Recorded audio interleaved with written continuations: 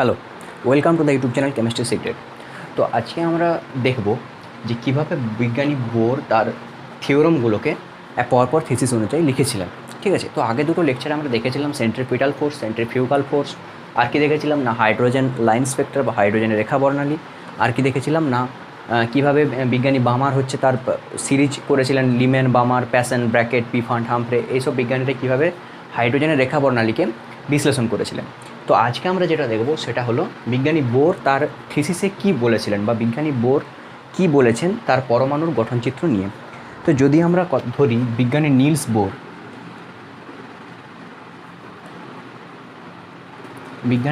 Bore, ইনি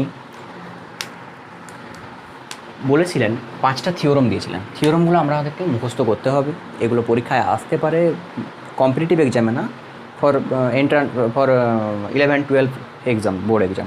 ওকে, তো board এক্সামে এগুলো আমাদেরকে পড়তে হবে। তো নিলস বোর বিজ্ঞানী কী বলেছিলেন? নিলস বোর বলেছিলেন যে প্রথম তিনি যা থিওরম দিয়েছিলেন যে একটা ইলেকট্রন একটা নিউক্লিয়াসকে সবসময় বৃত্তাকার কক্ষপথে তার চারিদিকে ঘুরপাক খাবে। কী কক্ষপথে খাবে? বৃত্তাকার কক্ষপথে। ওকে, তো বিজ্ঞানী নিলস বোর কী বলেছিলেন যে প্রতিটা ইলেকট্রন একটা নিউক্লিয়াসকে বৃত্তাকার কক্ষপথেই তার চারিদিকে ঘুরবে। ওকে, তার দ্বিতীয় থিওরম কি? আচ্ছা, এই জিনিসটা আমরা দ্বিতীয় থিওরম আসতে গেলে একটা টপিক আমাদেরকে ভালো করে বুঝতে হবে, what is momentum. So what is momentum? Momentum is nothing but the product of mass and velocity. মানে কি? মানে হলো ভরবেগ। মোমেন্টাম কথার মানে কি? ভরবেগ। তোমরা পড়েছো নিশ্চয়ই 9-10-এ। ওকে, তো ভরবেগ কথার মানে কি? ভর আর বেগের গুণফল। যেহেতু আমরা জানি যে একটা ইলেকট্রনের ভরও আছে, আবার সে যখন একটা নিউক্লিয়াসের চারিদিকে ঘুরছে তখন তার নির্দিষ্ট একটা বেগও আছে। তো এই ভর আর বেগের গুণফলকে বলা হচ্ছে কি? মোমেন্টাম বা ভরবেগ। তো ইলেকট্রন যখন কোনো একটা গাড়ি যখন রাস্তায় চলছে তখন গাড়িটার মাসও আছে আর বেগও আছে, তখন এর ভরবেগ পেতে পারি। কিন্তু যেহেতু ইলেকট্রন নিউক্লিয়াসকে বৃত্তাকার কক্ষপথে ঘুরছে, তো আমরা এক্ষেত্রে ভরবেগ বলবো ঠিকই, কিন্তু এই ভরবেগটা বলবো কৌণিক ভরবেগ। কি ভরবেগ? কৌণিক ভরবেগ। কারণ ইলেকট্রন নিউক্লিয়াসের চারিদিকে সবসময় একটা কোণ করে ঘুরে চলেছে, একটা কোণে ঘুরে চলেছে, একটা কোণের ম্যাটার আসছে। তাই আমরা এই ভরবেগটাকে বলবো কৌণিক ভরবেগ, বা এটাকে বলা হয় কি? অ্যাঙ্গুলার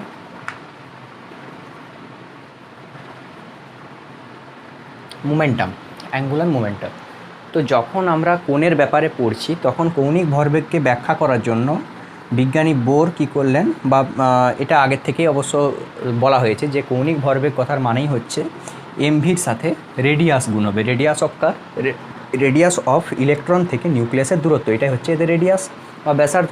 তাহলে মাস আর ভেলোসিটির গুণফলের সাথে আমরা যদি রেডিয়াস গুণ করি তাহলে আমরা এদের কৌণিক ভরবেগ পেতে পারি। এবারে বিজ্ঞানী বোর কৌণিক ভরবেগ তো আগে থেকেই আবিষ্কার ছিল বা আগে থেকেই জানা গিয়েছিল কৌণিক ভরবেগ ব্যাপারটা, কিন্তু বিজ্ঞানী বোর কী করলেন? বিজ্ঞানী বোর বললেন যে এমভিআর বা কৌণিক ভরবেগটা তার NH/2π, অর্থাৎ কি H/2π এর n মাল্টিপল হবে। যদি আমরা H/2π লিখি তার সাথে n গুণ করতে হবে, NH/2π, অর্থাৎ MVR = NH/2π। এই কথাটি বিজ্ঞানী বোর বলেছিলেন। যে বিজ্ঞানী বোর বলেছিলেন একটা ইলেকট্রনের কৌণিক ভরবেগ তার ঘূর্ণনকালে সবসময় সরল পূর্ণসংখ্যার গুণিতক হবে, H/2π এর সরল পূর্ণসংখ্যার গুণিতক হবে। তাই যদি আমরা এনটা কি এখানে আর জিনিসগুলো দেখে নিই, এটা হচ্ছে কি? মাস অফ ইলেকট্রন, এটা মাস অফ ইলেকট্রন, এটা হচ্ছে ভেলোসিটি অফ ইলেকট্রন, এটা radius of electron or radius of electron. আর এন কি? এন হচ্ছে 1 2 3 4 5 ... ওকে, তো এইচ কি? এইচ হলো প্ল্যাঙ্ক কনস্ট্যান্ট, যার মান 6.626 ইন্টু, নোট ইট, 6.626 ওয়েট।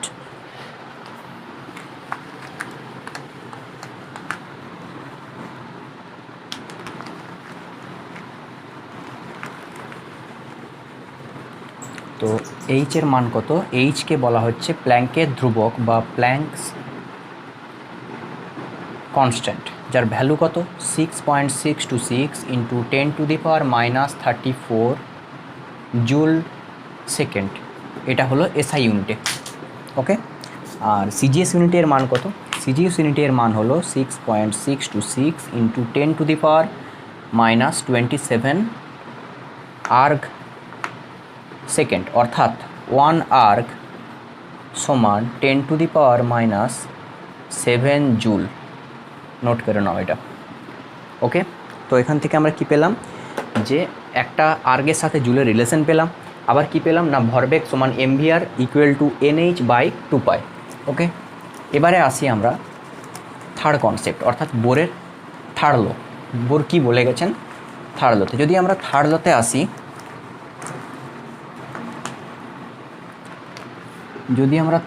আসি, তাহলে আমরা দেখতে পাবো কি, থার্ড লতে দেখতে পাবো যে বোর বলেছেন যে কোনো একটা কক্ষপথের যে এনটা, ঠিক আছে, এই যেটাকে আমরা এন হিসাবে এতক্ষণ বলেছিলাম, এমভিআর ইকুয়াল টু NH/2π, এই এনকে আমরা কি বলেছিলাম, যে এন সমান হচ্ছে 1 2 3 4 5 এগুলো।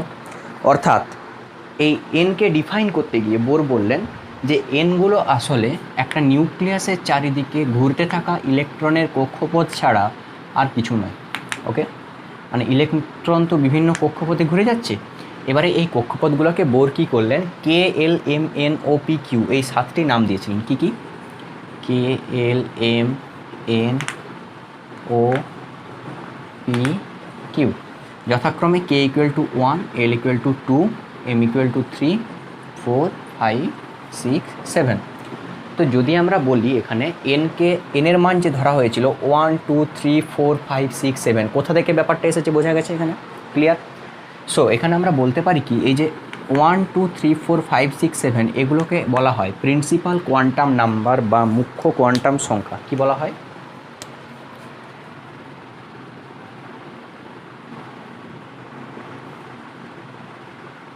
প্রিন্সিপাল কোয়ান্টাম নাম্বার, আর বাংলায় বলা হয় মুখ্য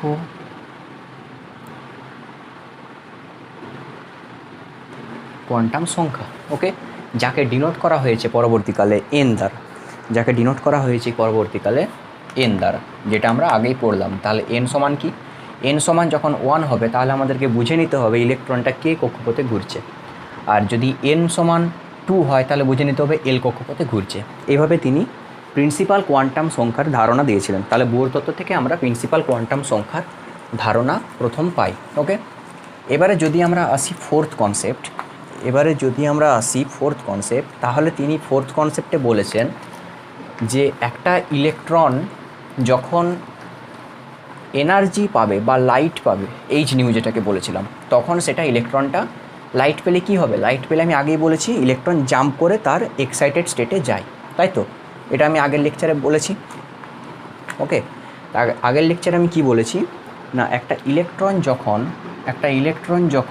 এটা একটা ইলেকট্রন ধরে নাও, এই ইলেকট্রনটা যখন এখান থেকে লাইট পড়ছে, মানে লাইটকে কি বলা হয়, এইচ নিউ দিয়ে বিকিরণের কোয়ান্টাম মতবাদ থেকে E equal to H new বলা হয়েছে, যেটা প্ল্যাঙ্ক বলেছেন, তাই তো? প্ল্যাঙ্ক কনস্ট্যান্ট এখানে রয়েছে। হ্যাঁ, তাহলে এনার্জি যখন একটা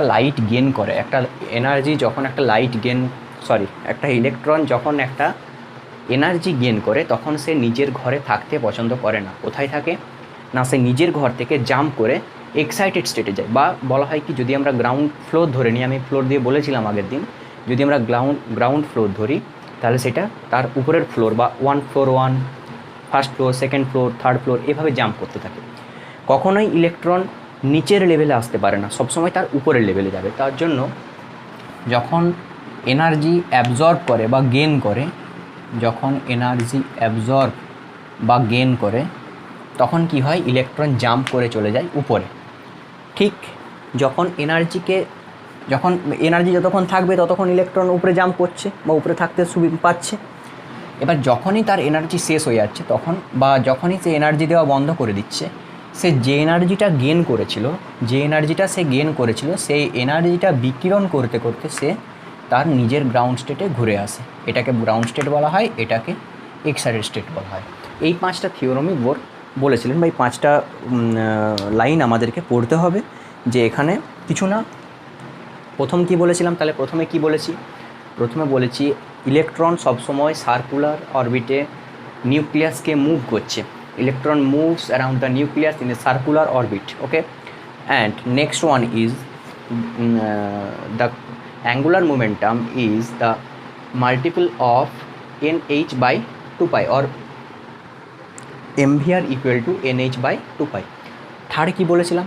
থার্ড বলেছিলাম যে he gives the concept of principal quantum number means electron, the principal quantum number is nothing but the orbit where electron moves around the nucleus, the number of orbit. Okay, so fourth concept was, fourth concept কি ছিল না, when an electron gain the energy it jumps to its excited state, and when the it release the energy and back to the ground state. Okay, so next আমাদের এবারে পড়তে হবে যে বোরের সূত্র থেকে আমরা বোর যে কী বলেছিলেন যে একটা ইলেকট্রন সবসময় সার্কুলার অরবিটে একটা নিউক্লিয়াসকে মুভ করে. ওকে, তো এখান থেকে আমাদেরকে ইলেকট্রন আর নিউক্লিয়াসের মধ্যে দূরত্ব বা যেটাকে আমরা রেডিয়াস বলেছি সেটা আমাদের ক্যালকুলেশন করা শিখতে হবে. তো তার আগে বলে দিই, তার আগে একটা কথা বলি যে কোনো বিজ্ঞানীরা প্রাচীন মানে যারা আবিষ্কার করেছে আগে, ঠিক আছে, তো প্রতিটা বিজ্ঞানীরই কিছু না কিছু ত্রুটি ছিল, লিমিটেশন. এখানে বোরেরও লিমিটেশন আছে. বোরের লিমিটেশন কী বা বোরের ত্রুটি কী ছিল? বোর কখনোই সেই সব এলিমেন্টদের ক্ষেত্রে বা সেই সব মৌলদের ক্ষেত্রে ব্যাখ্যা করতে পারেনি যাদের পরমাণু ক্রমাঙ্ক বা যাদের আউটার মোস্ট অরবাইটালে বা যাদের নিউক্লিয়াসের বাইরে একের বেশি ইলেকট্রন থাকে. তার মানে বোর কাদেরকে ব্যাখ্যা করেছে? বোর শুধুমাত্র ব্যাখ্যা করেছিল hydrogen like system, hydrogen like system বা হাইড্রোজেন অনুরূপ সিস্টেম. ওকে, সো হাইড্রোজেন লাইক সিস্টেম মানে কি? হাইড্রোজেনের বাইরে কটা ইলেকট্রন আছে? হাইড্রোজেনের বাইরে থাকে একটা ইলেকট্রন. তাহলে হাইড্রোজেন লাইক সিস্টেম কথার মানে কি? হাইড্রোজেন তো হলো, হাইড্রোজেন লাইক সিস্টেম কথার মানে হচ্ছে যদি আমরা হিলিয়ামের বাইরে কটা ইলেকট্রন থাকে? দুটো থাকে. তাহলে যদি আমরা হিলিয়াম থেকে একটা ইলেকট্রন বের করিয়ে দিই তাহলে আমরা কি পাবো? হিলিয়াম প্লাস, যার বাইরে অর্থাৎ মানে কি, যার বাইরে থাকবে একটা ইলেকট্রন. ঠিক আছে, যার বাইরে থাকবে কি একটা ইলেকট্রন. আবার যদি লিথিয়ামের বাইরে থেকে আমি দুটো ইলেকট্রন বের করে দিই তাহলে তার বাইরে কটা থাকবে? একটা ইলেকট্রন. অর্থাৎ কি প্রতিটা অ্যাটমের বাইরে সবসময় বা প্রতিটা নিউক্লিয়াসের বাইরে সবসময় একটি ইলেকট্রন যদি মুভ করে তার ক্ষেত্রে বোরের কেসটা সাফল্য পেয়েছে. বাকি যদি এর ক্ষেত্রে দুটো ইলেকট্রন মুভ করে তাহলে কিন্তু এটা সাপোর্ট করবে না বোরের থিওরি. বোঝা গেছে? তাহলে এই যে সিস্টেমগুলো, এই সিস্টেমগুলোকে আরও একটা নাম বলা যেতে পারে যাকে বলা হয় আইসো ইলেকট্রনিক সিস্টেম. কি বলা হয়? আইসো ইলেকট্রনিক সিস্টেম. আচ্ছা, এরপরে যদি আমরা আসি যে এর তাহলে ত্রুটিটা কোথায়? এটা ত্রুটি হলো বা লিমিটেশন হলো. এবারে সাফল্য কোথায়? না, আচ্ছা আরেকটা ত্রুটি আছে, আরেকটা ত্রুটি কি না, দেখা গেছে কি বোরের যে অ্যাটমিক স্পেকট্রাগুলো আমরা পেয়েছিলাম সেগুলো এইভাবে কিছু কিছু স্পেকট্রা পেয়েছিলাম, কিন্তু পরবর্তীকালে যখন এই স্পেকট্রাগুলোকে, এটা কি নর্থ পোল সাউথ পোল কার থাকে? ম্যাগনেটের. তাহলে যখন আমরা এই স্পেকট্রাকে পরবর্তীকালে ম্যাগনেটিক ফিল্ডের মধ্যে রেখেছিলাম তখন আমরা এর মধ্যে আরও ফাইন স্পেকট্রা পেয়েছিলাম.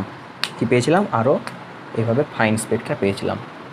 সিমিলারলি আরও একটা কেস হতে পারে যদি আমরা এইটাকে ইলেকট্রিক ফিল্ডের মাধ্যমে রাখি তাহলেও কিন্তু আমরা পরবর্তীকালে মানে এটা পেয়েছিলেন অন্য বিজ্ঞানীরা, ফাইন স্পেকট্রা পেয়েছিলেন. তাহলে একবার তড়িতে রাখছি, একবার ম্যাগনেটিক ফিল্ডে রাখছি, আর একবার রাখছি ইলেকট্রিক ফিল্ডে. যখন ইলেকট্রিক ফিল্ডে রাখা হচ্ছে তখন সেই এফেক্টটাকে বলা হয় কি এফেক্ট? Jimin effect. ওকে, যখন ইলেকট্রিক ফিল্ডে রাখছি তখন সেই এফেক্টটাকে বলা হয় স্টার্ক এফেক্ট. তাহলে এটাকে বলা হয় স্টার্ক এফেক্ট আর এটাকে বলা হচ্ছে জিমেন এফেক্ট. যখন ম্যাগনেটিক ফিল্ডে রাখা হয় তখন হচ্ছে জিমেন এফেক্ট. ঠিক আছে? আচ্ছা, নেক্সট যদি আমরা ধরি যে বোরের সাফল্য কোথায়, তাহলে বোরের সাফল্য কোথায়? না বোর হচ্ছে হাইড্রোজেনের স্পেকট্রাকে ব্যাখ্যা করতে পেরেছিলেন, ঠিক আছে। তার অসাফল্য কোথায়, তিনি তার ফাইন স্পেকট্রা ব্যাখ্যা করতে পারেননি। ওকে, তাহলে যদি আমরা ধরি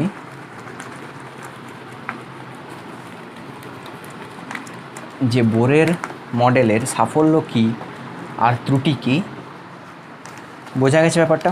এরপরে আসবো যে বোরের রেডিয়াসকে আমরা ক্যালকুলেট করব কিভাবে। How to calculate the radius of Bohr orbit, how to calculate the radius of Bohr orbit, কীভাবে ক্যালকুলেট করব। এখন ধরে নিচ্ছি যে একটা ইলেকট্রন একটা নিউক্লিয়াসের চারিদিকে গোল গোল এইভাবে ঘুরছে, ঠিক আছে। যদি নিউক্লিয়াস থেকে ইলেকট্রনের দূরত্ব আর হয়, তাহলে আমাদেরকে বের করাতে হবে এই আর এর মান, ঠিক আছে। এবারে আরেকটা জিনিস আমরা পড়েছিলাম, যেগুলো কী ছিল না, যেগুলো ছিল সেন্ট্রিপেটাল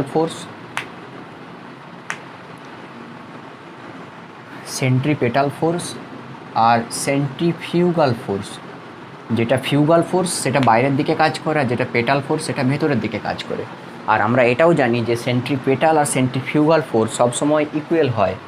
তার জন্য একটা ইলেকট্রন কোনো মানে একটা কাল্পনিক কক্ষপথ, যেটা কক্ষপথ যার কোনো বাস্তবে অস্তিত্ব নেই, বা অরবিট যার কোনো বাস্তবে অস্তিত্ব নেই, সেই রকম কাল্পনিক জায়গাতেও বৃত্তাকার কক্ষপথে বোর তথ্য অনুযায়ী ঘুরে যাচ্ছে।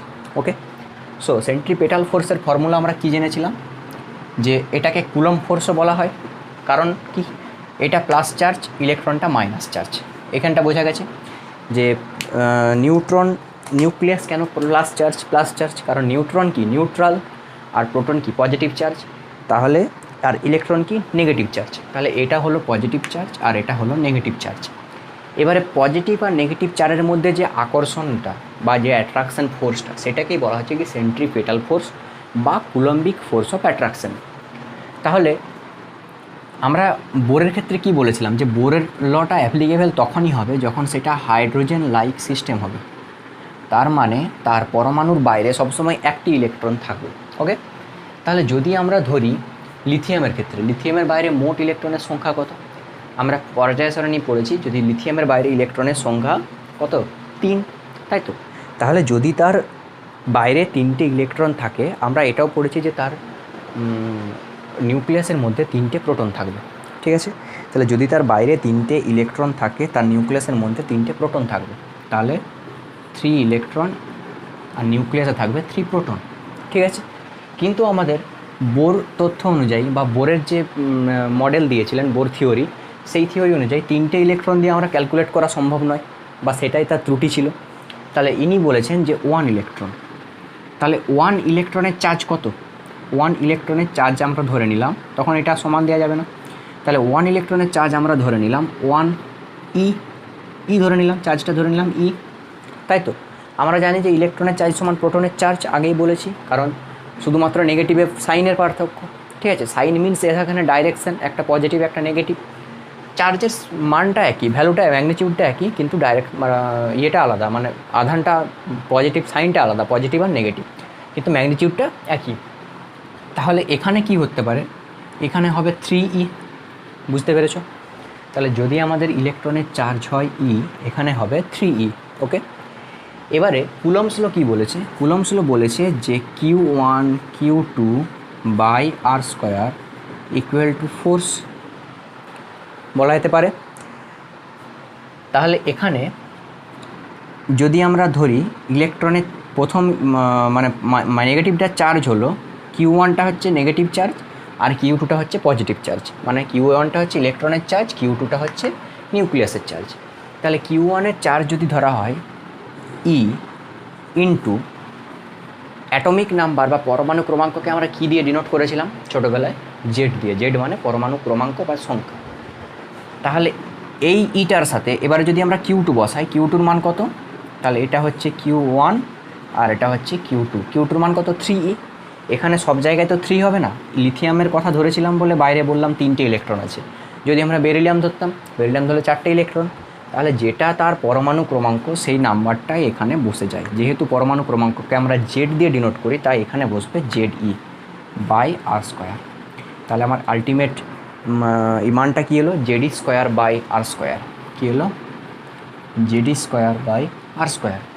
আর সেন্ট্রিফিউগাল ফোর্সের ফর্মুলা আমরা আগেই পড়েছি, এমভি স্কোয়ার বাই আর, তাই তো? তাহলে যদি এই সূত্র দুটোকে ইকুয়াল করানো হয়, তাহলে এখান থেকে আমরা কি পাব? যে Z e square by r সমান হলো m v square by r, sorry এটা আর স্কোয়ার। তাহলে এই আর আর এই আরে কাটলো। আচ্ছা, তাহলে এখান থেকে আমরা ভি স্কোয়ারের মানটা বের করব। ভি স্কোয়ারের মান কত হবে? ভি স্কোয়ার সমান এমটা নিচে চলে আসবে, তাহলে ভি স্কোয়ার সমান জেডি স্কোয়ার বাই এম আর, এটা লিখতে পারি আমরা। ওকে, এটাকে 1 নম্বর ইকুয়েশন দিয়ে দাও। আচ্ছা, 2 নম্বর ইকুয়েশন কী হবে? 2 নম্বর ইকুয়েশন হবে, যেহেতু বোর এই অরবিটের ক্যালকুলেশন করছেন, বোর তার নিজের তত্ত্ব সবসময় দেওয়ার চেষ্টা করবে, যে কথাগুলো তিনি আগে বলে গেছেন। মানে তোমাকে যদি কেউ কথা দেয়, পরবর্তীকালে সে যে কাজটা করবে সেটা তোমার কথা অনুযায়ী পালন করবে, তাই তো? তাহলে এখানে কি বোর করলো না, বোর বলল যে আমি তো বলেছিলাম m v r equal to n h by 2 pi, তাহলে সেই ফর্মুলা আমাকে এখানে লাগাতে হবে, না হলে পরবর্তীকালে লোকেরা বলবে যে কী ফর্মুলা দিল সেটা তার নিজের থিসিসেই কাজে লাগালো না, তাই তো? তাহলে সেখানে বললো যে m v r equal to n h by 2 pi. Okay, এখান থেকে আমরা বের করব ভি এর মান। তাহলে ভি সমান কী পাচ্ছি?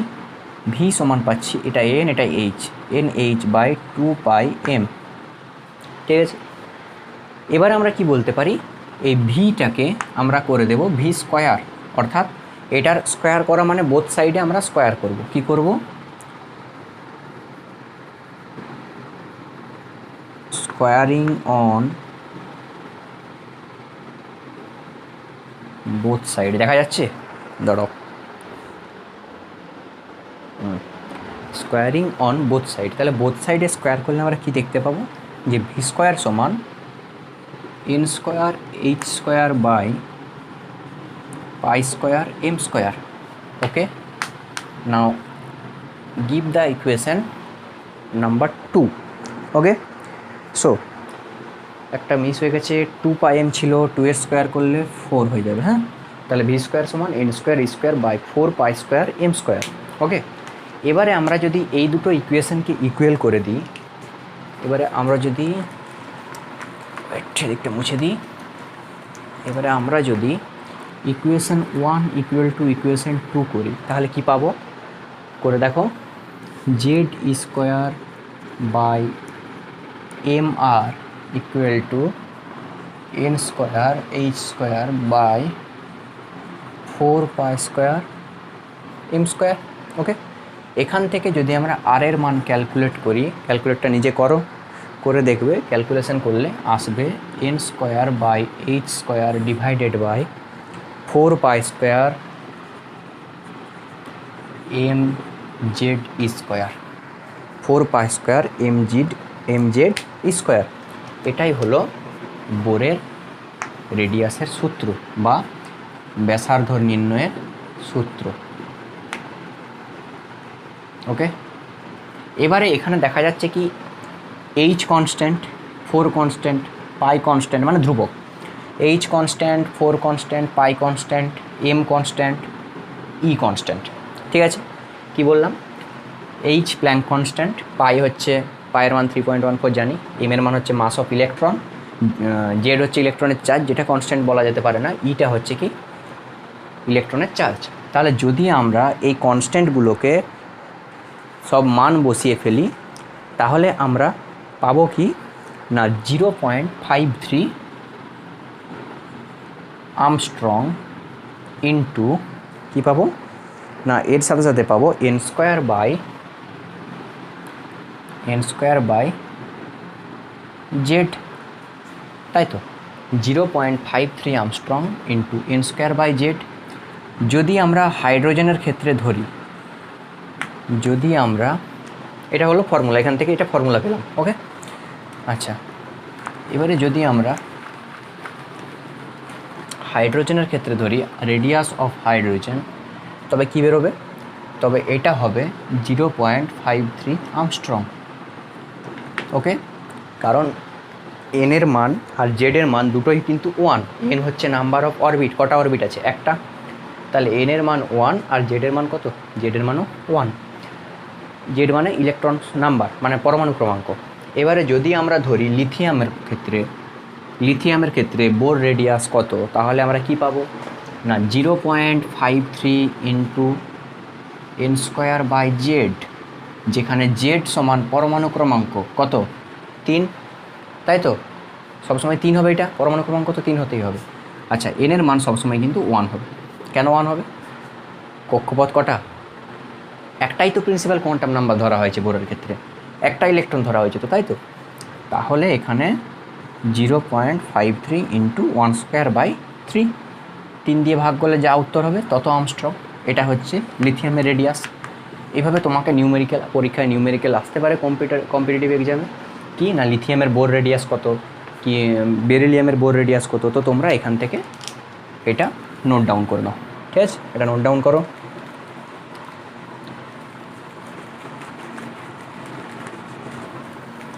ওকে, তো আজকের মতো এখানে থাক, আবার দেখা হচ্ছে পরের লেকচারে। Thank you. আর যদি তোমরা চ্যানেলটাকে সাবস্ক্রাইব না করে থাকো, সাবস্ক্রাইব করো, লাইক করো, আর পারলে বেশি বেশি করে শেয়ার করো, তোমার বন্ধুদের কাছে ভিডিওটা পৌঁছে দাও। ওকে, থ্যাংক ইউ।